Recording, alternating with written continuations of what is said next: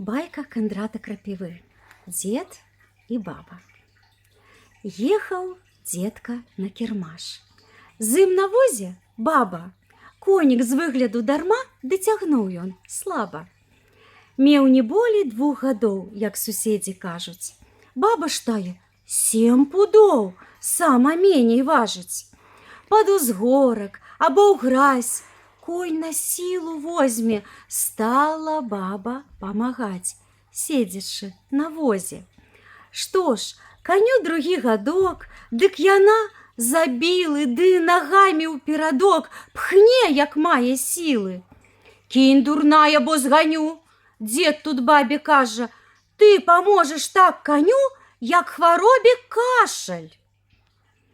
Ах ты, ёлупень стары, баба деда лае, стой жа тут, хоць ты з гары, мне бяда малая. Потым гоп яна з калёс, села ля дарогі, а коня як чорт панёс. Дзе ўзяліся ногі? Ва ўстановах часам ёсць вось такія ж бабы. Здэцца, і робяць яны штось, але справы слабы.